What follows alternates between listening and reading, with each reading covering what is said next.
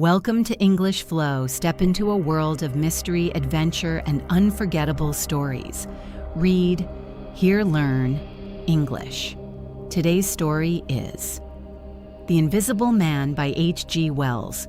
Relax, listen carefully, follow the words on the screen, and enjoy learning English one story at a time. Now, let's enjoy today's story. Chapter 4. Mr. Cuss interviews the stranger. I have told the circumstances of the stranger's arrival in Iping with a certain fullness of detail, in order that the curious impression he created may be understood by the reader.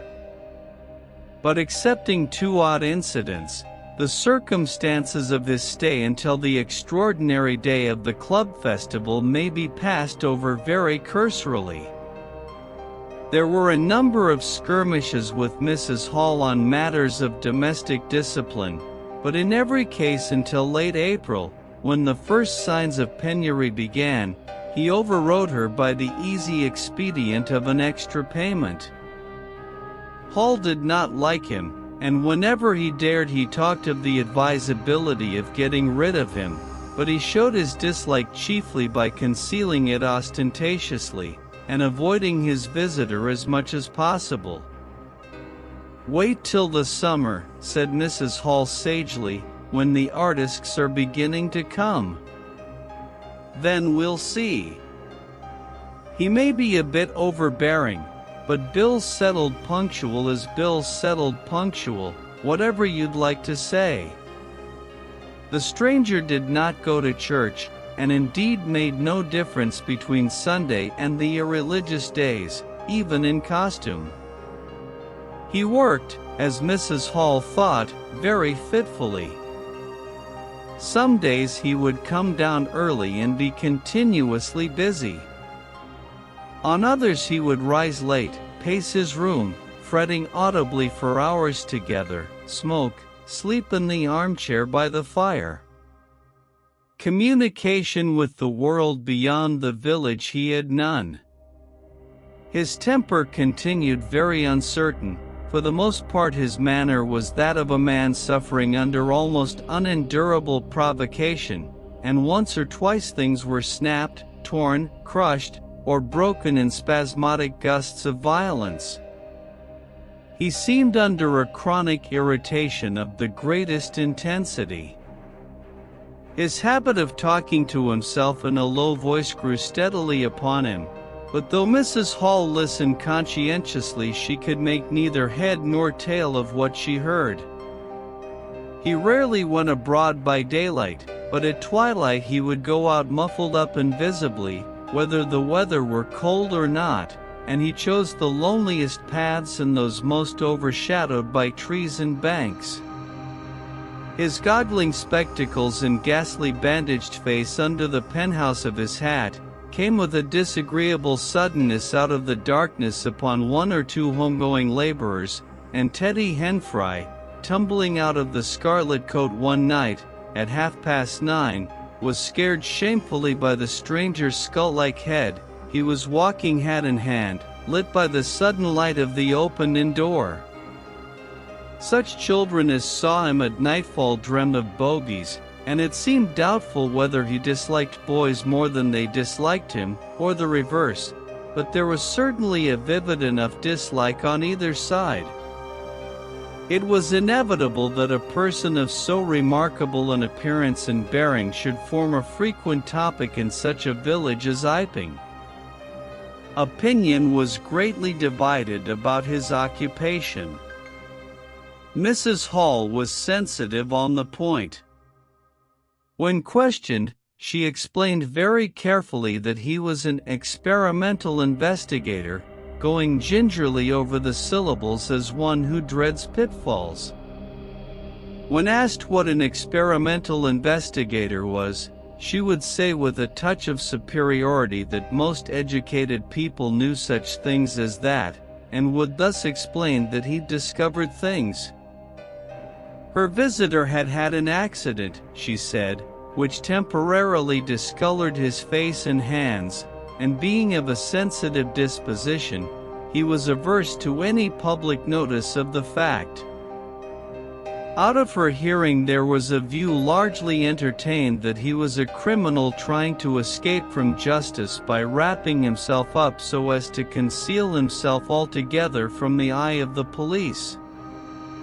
This idea sprang from the brain of Mr. Teddy Henfry. No crime of any magnitude dating from the middle or end of February was known to have occurred. Elaborated in the imagination of Mr. Gould, the probationary assistant in the national school, this theory took the form that the stranger was an anarchist in disguise, preparing explosives, and he resolved to undertake such detective operations as his time permitted.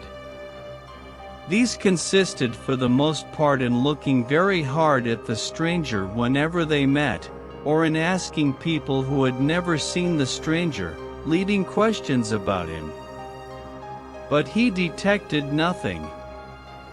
Another school of opinion followed Mr. Fearenside, and either accepted the piebald view or some modification of it, as, for instance, Silas Durgan, who was heard to assert that if he chooses to show himself at fairs he'd make his fortune in no time, and being a bit of a theologian, compared the stranger to the man with the one talent. Yet another view explained the entire matter by regarding the stranger as a harmless lunatic. That had the advantage of accounting for everything straight away. Between these main groups there were waverers and compromisers. Sussex folk have few superstitions, and it was only after the events of early April that the thought of the supernatural was first whispered in the village. Even then it was only credited among the women folk. But whatever they thought of him, people in Iping, on the whole, agreed in disliking him. His irritability, though it might have been comprehensible to an urban brain worker, was an amazing thing to these quiet Sussex villagers. The frantic gesticulations they surprised now and then, the headlong pace after nightfall that swept him upon them round quiet corners, the inhuman bludgeoning of all tentative advances of curiosity, the taste for twilight that led to the closing of doors, the pulling down of blinds, the extinction of candles and lamps, who could agree with such goings-on? They drew aside as he passed down the village, and when he had gone by, young humorists would up with coat collars and down with hat brims, and go pacing nervously after him in imitation of his occult bearing. There was a song popular at that time called "The Bogeyman." Miss Stachel sang it at the schoolroom concert, in aid of the church lamps, and thereafter whenever one or two of the villagers were gathered together and the stranger appeared, a bar or so of this tune, more or less sharp or flat, was whistled in the midst of them. Also belated little children would call "Bogeyman" after him, and make off tremulously elated. Cuss, the general practitioner, was devoured by curiosity. The bandages excited his professional interest, the report of the 1,001 bottles aroused his jealous regard.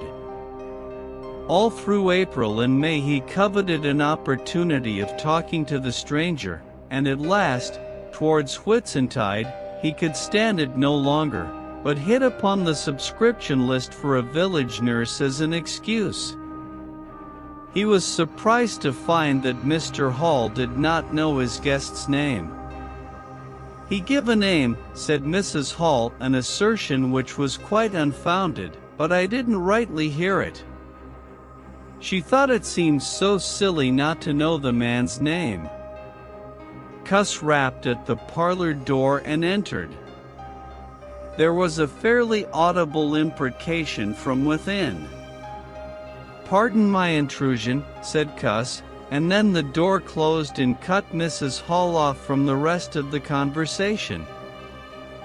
She could hear the murmur of voices for the next 10 minutes, then a cry of surprise, a stirring of feet, a chair flung aside, a bark of laughter, quick steps to the door, and Cuss appeared, his face white, his eyes staring over his shoulder.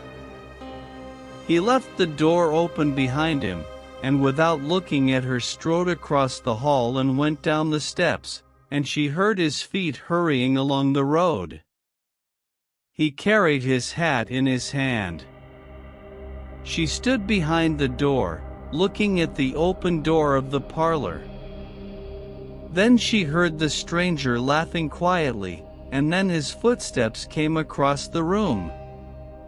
She could not see his face where she stood.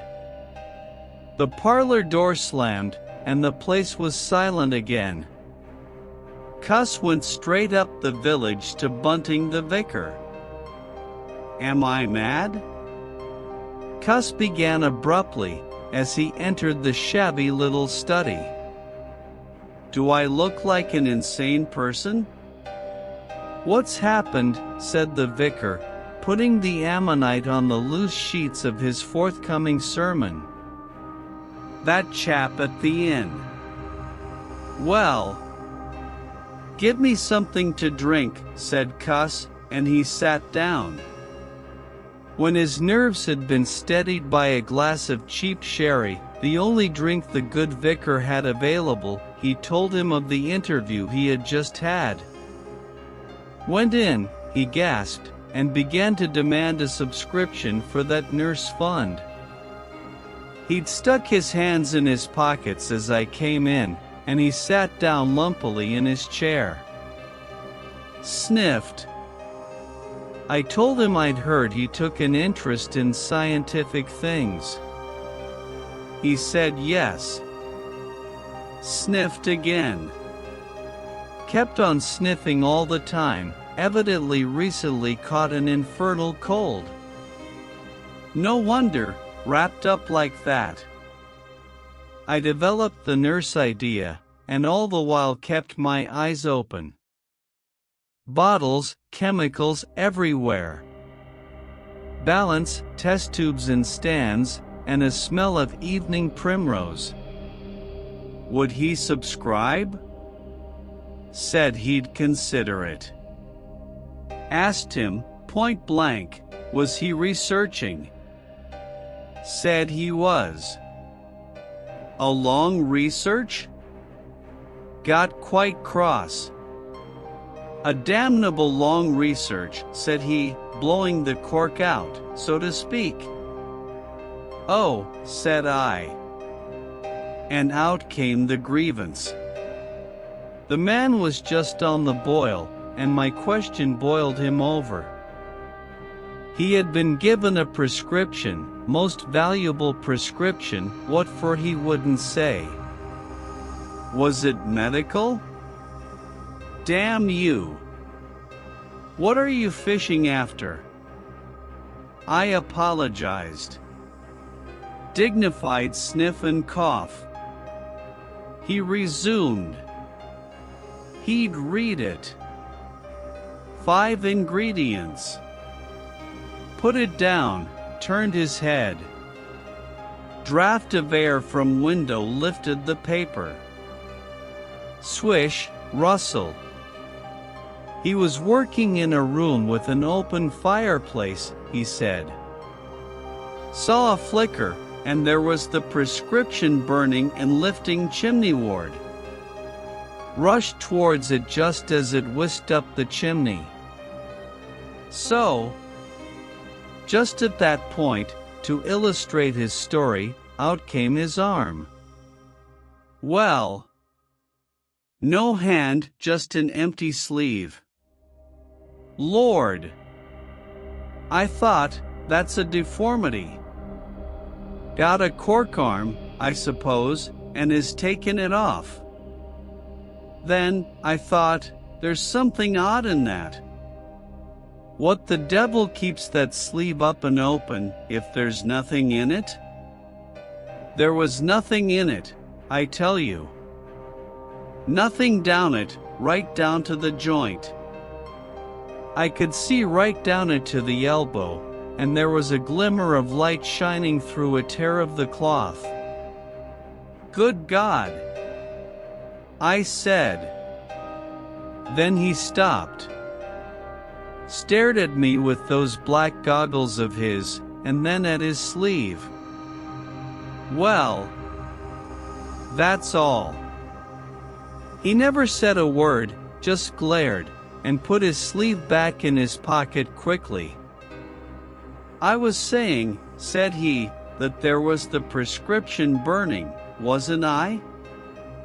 Interrogative cough. How the devil, said I, can you move an empty sleeve like that? Empty sleeve? Yes, said I, an empty sleeve. It's an empty sleeve, is it? You saw it was an empty sleeve? He stood up right away. I stood up too. He came towards me in 3 very slow steps, and stood quite close. Sniffed venomously. I didn't flinch, though I'm hanged if that bandaged knob of his, and those blinkers, aren't enough to unnerve anyone, coming quietly up to you. You said it was an empty sleeve, he said. Certainly, I said. At staring and saying nothing, a barefaced man, unspectacled, starts scratch. Then very quietly he pulled his sleeve out of his pocket again, and raised his arm towards me as though he would show it to me again. He did it very, very slowly. I looked at it. Seemed an age. Well, said I, clearing my throat, there's nothing in it. Had to say something. I was beginning to feel frightened. I could see right down it. He extended it straight towards me, slowly, slowly, just like that, until the cuff was 6 inches from my face. Queer thing to see an empty sleeve come at you like that. And then, well, something exactly like a finger and thumb it felt nipped my nose. Bunting began to laugh. There wasn't anything there, said Cuss, his voice running up into a shriek at the there. It's all very well for you to laugh, but I tell you I was so startled, I hit his cuff hard, and turned around, and cut out of the room. I left him. Cuss stopped. There was no mistaking the sincerity of his panic. He turned round in a helpless way and took a second glass of the excellent Vickers' very inferior sherry. When I hit his cuff, said Cuss, I tell you, it felt exactly like hitting an arm. And there wasn't an arm. There wasn't the ghost of an arm. Mr. Bunting thought it over. He looked suspiciously at Cuss. It's a most remarkable story, he said. He looked very wise and grave indeed.